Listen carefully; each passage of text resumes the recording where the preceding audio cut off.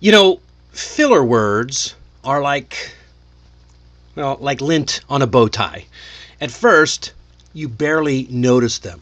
But the closer someone looks, ugh, yikes. Back when I was first starting my career, I gave a speech and I thought I nailed it. But then later, a mentor pulled me aside and said, Dennis, you said and like so much, I thought you were going to try to start a band. It was a little harsh. Yeah, maybe. But he was right. In business, those little words, uh, um, you know, like, they chip away at your authority. And, just like picking lint off this bow tie, cleaning up your speech makes a sharper, stronger impression. So today, we are taking a closer look at how to clean up those pesky filler words without sounding robotic or memorized. And stick around because I'm going to share the trick that helped me sound 100% more confident almost overnight. I want you to meet, let's start over here. Let's meet Clara. Clara was a brilliant strategist, still is, but she was a terrible speaker. In every meeting, her ideas were solid, but she couldn't finish a sentence without 5 uhs and 3 likes. Does that sound familiar to anybody? I'm sure we all know somebody like that. Well, one day, during a client presentation, her boss texted her in the middle of the meeting. He said, count how many filler words you're using. And that's when Clara realized she couldn't even focus on her ideas because she was drowning in all the verbal noise. And that wake-up call made Clara make a few small changes. And the next month, she improved enough to get promoted. So, what did she change? Let's break it down, and I'll show you how you can do it too. And hey, if you have any questions about filler words or speaking tips, drop them in the comments. I'll try to answer a few at the end of the show. Now, a lot of people think that using filler words is harmless. And it can be, but every and that you use slowly chips away at your authority. Fortunately, it's a habit that can be fixed. So let's walk through 5 practical tips that you can start using today. All right? First of all, we're going to start with number 1. Slow down. When you get nervous, we tend to speed up. It's like our brain is sprinting and our mouth is trying to keep up. But when you slow down, even just a little, you give your mind time to organize your thoughts. So imagine you're answering a simple question in a meeting, like, how's the project going? Instead of blurting out and trying to answer quickly, it's going fine. Slow down and say, the project is going well. Pause. We've completed the first phase yesterday, and we're ahead of schedule. Notice how slowing down gives you time to think and choose better words and sound more confident. The next one is embrace the pause. We all get scared of silence. It feels awkward. But guess what? A short pause is very powerful. It shows that you're not panicking, but you're actually thinking. When we try to rush to fill the space with uhs and ums, it's because we're scared. Really, that's what it is. But Reality is, if you use those short pauses, it shows that you're being thoughtful. So let's say you're asked a tough question in a meeting, maybe something you weren't fully prepared for. Instead of rushing to fill that space with or take a pause, take a breath, look thoughtful for a moment, and allow yourself a second or so to collect your thoughts. Then start your answer clearly and calmly. That short, intentional pause not only gives you time to think, it also shows the audience that you're composed and thoughtful. It's one of the best communication and confidence tricks that I know. It can completely change how people perceive your professionalism. Okay. Another thing that you can do is prepare in advance. Prepare the key phrases. And I'm not saying that you have to memorize a whole script, just a few handy phrases that will buy you some time. For example, let's say if you're caught off guard, instead of just blurting out with use a polished phrase like, that's an interesting point. Or, let me think about that for a moment. Other great options include, I'd like to take a second to consider that. Or, let's explore that a bit further. Or how about, that deserves a thoughtful response, because it does. These are very simple phrases, but they will buy you a few seconds to think while keeping you sounding composed and confident and professional. It's quite amazing. So practice those, write them down, and get them in your mind for when you can use them in the future. The next one. This one is simple but brutal. Record yourself answering a practice question. Then play it back and count the filler words that you use. Awareness is half the battle. So what I would say is record yourself answering a few practice questions like, for example, what's your biggest strength? Or can you describe a recent challenge you overcame? Now that's a great example of questions you might hear like in a job interview or in an interview for promotion. Or even how about what's one goal you're working on right now? Now, when you listen closely. Are you saying like every sentence? Or every paragraph? Once you hear it, you can't unhear it. And that's when you start to change. I edit videos for my father's YouTube channel as well.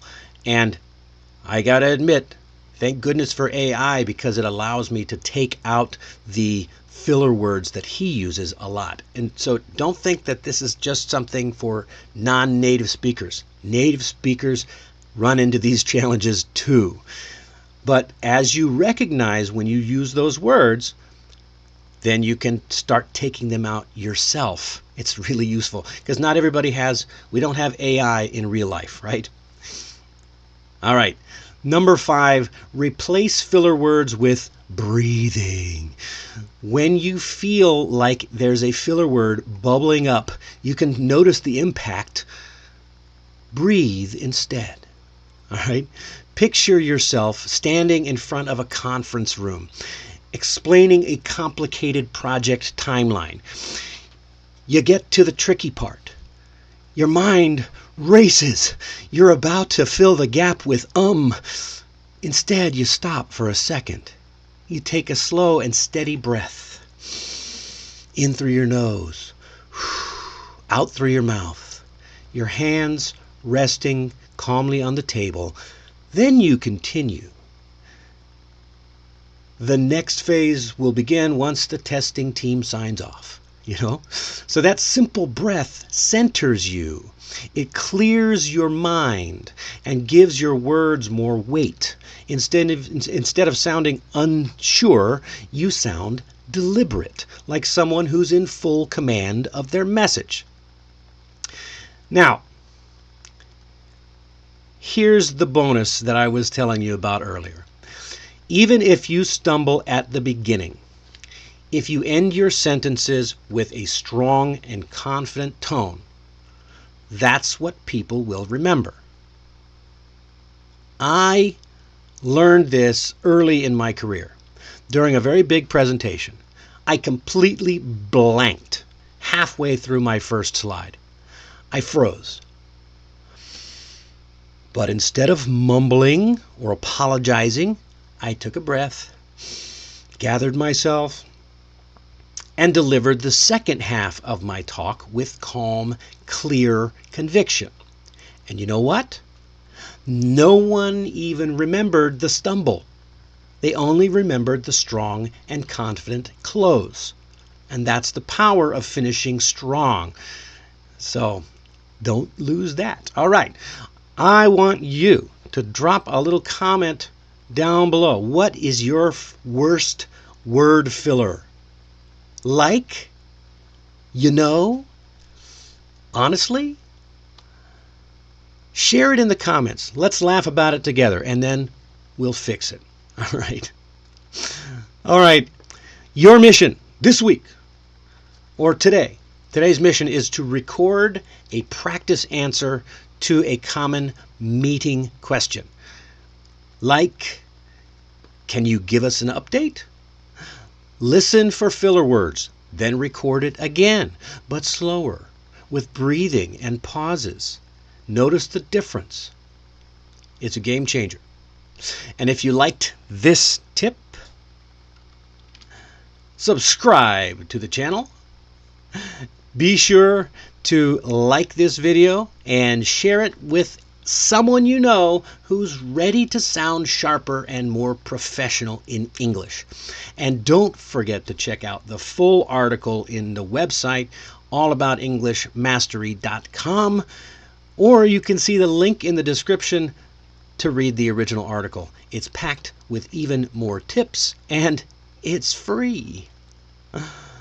All right, and now it's time for the Mastery Minute. All right, we're wrapping up. And I want to take you back to the late 1990s. Actually, it was more like the mid-1990s. And I was acting on stage in Hawaii.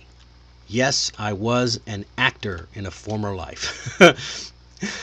I was performing in my very first play, a live theater production of Shakespeare's comedy As You Like It. And right in the middle of a big emotional scene, I completely blanked. The stage lights were shining in my eyes. Audience was staring at me. Total silence. And it was terrifying. In that moment, I remembered something that one of the veteran actors once told me. Silence, when used right, can pull people in closer. So instead of panicking or blurting something out, I took a breath. I looked around the room as if the pause was part of the act. And then, when I found my place, I picked it up again. And you know what? That short pause actually made the scene more powerful. It created a tension. It made people lean in. It turned an almost disaster into one of the most memorable parts of the show. We ended up doing it every time after that. In broadcasting, this is called dead air. And in broadcasting, it's not a good thing. It's when things go quiet by accident. But in speaking, whether it's on TV or on stage or in a meeting, a pause can give your words gravity. It gives your audience a moment to absorb your message. So next time you're tempted to fill a moment with or like, remember a second of silence isn't dead air. It's pure presence.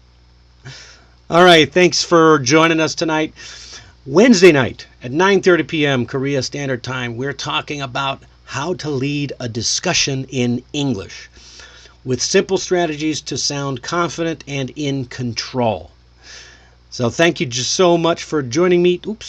Joining me tonight, and I look forward to meeting you again next Wednesday or Friday or both.